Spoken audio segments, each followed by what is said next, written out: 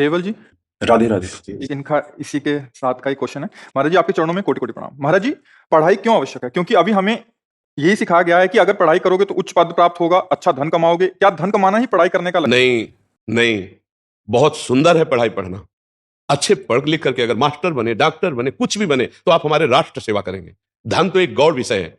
गौड़ का मतलब दूसरे नंबर का विषय है। धन मिलेगा, उससे शरीर पोषण होगा, परिवार का पोषण होगा, वो बात अलग है। लेकिन हम केवल जीने के लिए मनुष्य थोड़ी बने। हमारा एक कर्तव्य है, हम राष्ट्र सेवा में। हम एक डॉक्टर बने तो हजारों की जिंदगी बचाएंगे, मास्टर बने तो हजारों को पढ़ा लिखा कर। अपने लोग स्कूले में तो पढ़े ना, तो राष्ट्रपति प्रधानमंत्री कहां पढ़े? स्कूले में तो पढ़े ना। तो अगर मास्टर बनेंगे तो तुम्हारे स्कूल से पता नहीं कौन कौन पढ़कर क्या क्या बनेगा। आप कुछ तो बनेंगे ना भारत के, कुछ तो होंगे, एक हिस्सा तो होंगे कहीं ना कहीं समाज सुधार के। तो उसका लक्ष्य क्यों नहीं रखे कि धनी लक्ष्य है, राष्ट्र सेवा लक्ष्य है? आप कुछ, एक किसान है तो 100 मन गेहूं पैदा करता है, 100 मन थोड़ी खा जाता है, वो समाज की सेवा में जाता है। भले अर्थ लेता है, लेकिन अर्थ बात अलग है। अर्थ खाओगे क्या? खाओगे तो अन्न ही ना। तो वो पैदा करता है मेहनत से, तो राष्ट्र का सेवक हुआ कि नहीं हुआ? एक चंद रुपए मेहनत बलपूर करके अन्न पैदा किया, और बड़े बड़े सब देश विदेशों में अन्न जाता है, लोग खाते हैं। हर व्यक्ति का राष्ट्र सेवा में योगदान है। तो हम राष्ट्र सेवा की भावना रख के, समाज सेवा की भावना रख के, समाज में भगवान विराजमान, उन्हीं की सेवा के लिए धन की प्रधानता क्यों रखे? और जो धन की प्रधानता रखता है बड़े बड़े पदों में जाकर भी भ्रष्ट हो जाता है, नष्ट हो जाता है, जेल भोगता है। कोई भी हो, आज नहीं तो कल जब तुम्हारी बात खुलेगी तो तुम्हारा पोजीशन नष्ट हो जाएगी, तुम्हारी इज्जत नष्ट हो जाएगी, तुम्हारी पदवी नष्ट हो जाएगी, है नहीं हो जाएगी। तो आप ये समझो, धन की प्रधानता रखना हमें तो नहीं अच्छा लगता। पढ़ लिख करके बड़े बड़े ऑफिसर बनते हैं, हमारे राष्ट्र सेवा में है, प्राणों की बाजी लगा देते हैं। तो धन ही प्रधान हुआ क्या? धन प्रधान होता तो फिर प्राणों की बाजी क्यों लगा देते? तो मुझे लगता है धन की प्रधानता नहीं रखनी चाहिए, कर्तव्य की प्रधानता रखनी चाहिए। धन तो मिलेगा ही, धन तो मिलेगा ही, परिवार कैसे चलेगा, शरीर का पोषण कैसे होगा? तो उचित धन तो मिल ही रहा है। लेकिन हम बेईमानी, अधर्म पूर्वक धन कमाने की चेष्टा न करें, अपने कर्तव्य का पालन करने की। कर्तव्य का जो पालन करता है तो ऐश्वर्य उसके चरण चूमता है, और जो ऐश्वर्य के लिए जाता है वो कर्तव्य को खो देता है। जो कर्तव्य को खो देता है वो समाज के लायक नहीं रहता, समाज के लायक, मुंह दिखाने लायक नहीं रहता। जो अपने कर्तव्य से चूक जाता है, नहीं, आप विचार करके देखो, आपको तो सब समाचार सुनने को मिलते हैं। कौन कहां भर्ती हो गया, कौन कहां बंद हो गया, कौन कहां हो गया। क्यों? कर्तव्य से चूक हो गई। आप अपने पद का दुरुपयोग कर दिया, आप कर्तव्य, आज जो संतों की वाणी में कह रहे थे, जो अधर्म पूर्वक धन लेकर के और अधर्म पूर्वक अपने पद का दुरुपयोग करता है, वो कुछ भी कर ले, वो विपत्ति में 6 प्रकार से विपत्तियों में फंसा जाता है। आज उसकी चर्चा हुई थी, उसमें अगर जो सत्संग सुबह सुने होंगे तो उसमें चर्चा थी। तो हम धन की प्रधानता रखने में बिल्कुल हार जाएंगे, बिल्कुल हार जाएंगे। जो धन की प्रधानता के लिए नौकरी करता है, धन की प्रधानता के लिए पद, वो कर्तव्य का पालन नहीं कर सकता, वो चूक कर देगा। 2 आदमी आए, उसमें एक गलत है, एक सही है।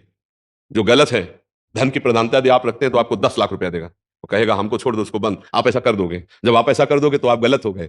आज नहीं पकड़े गए तो एक दिन पकड़े जाओगे, तो ना परिवार तुम्हारा तुम्हारे पास रह पाएगा, और ना तुम परिवार के पास रह पाओगे, फिर बहुत बुरी तरह तुम्हारी दुर्गति होगी, नहीं होगी। आप देखो ना, कर्म ऐसा बिगड़ जाता है जो ना खुला होने पर भी आपको दंड दे देगा।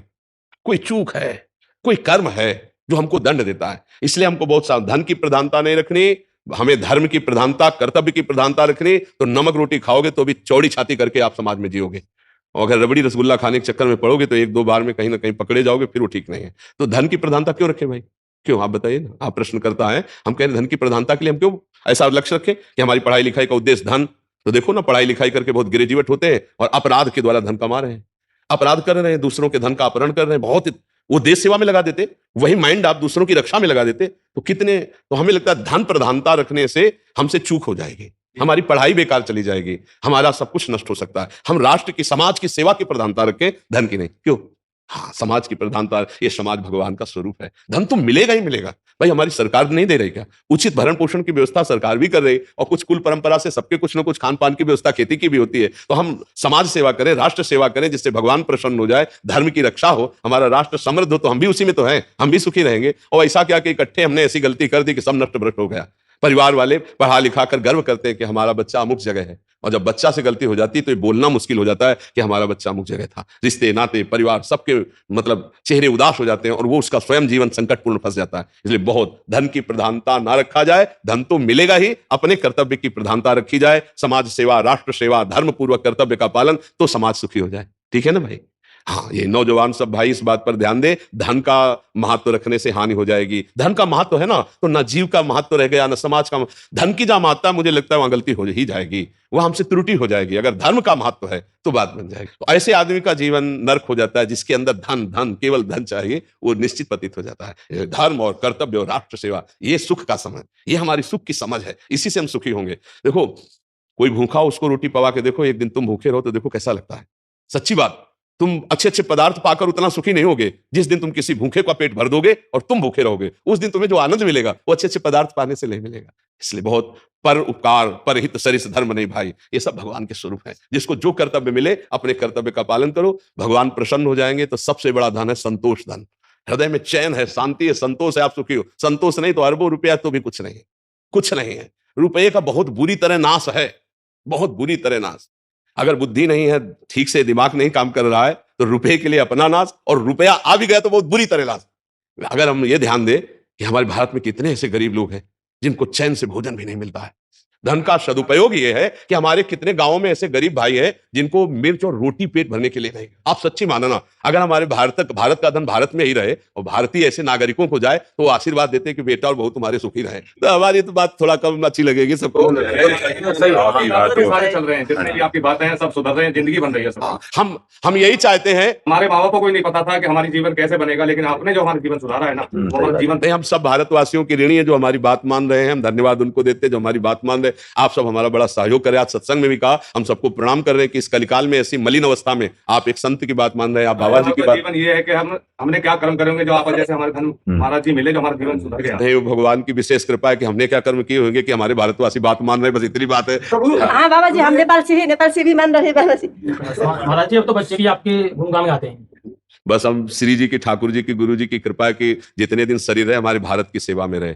शरीर हमारा बस भारतवासियों की सेवा में, विश्व सेवा में है कि सबका मंगल हो, सबका। अच्छा देखो, अगर हम जरा भी स्वार्थ बुद्धि रख ले तो अभी प्रभाव खत्म हो जाएगा, ध्यान रखना। ये केवल आपके मंगल के लिए है, कोई स्वार्थ बुद्धि नहीं है। इसीलिए आप देखो, पशु भी अपना हित हित जानता है, मनुष्य तो जानता है ना।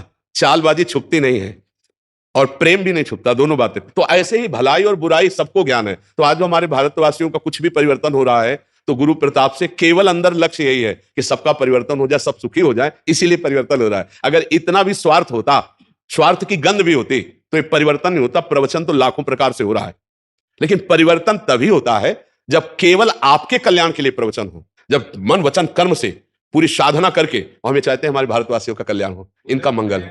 हाँ, सबका मंगल हो, सब सुखी रहो और गंदे आचरण छोड़ो, गंदे आचरण छोड़ो, इसी में परम मंगल है।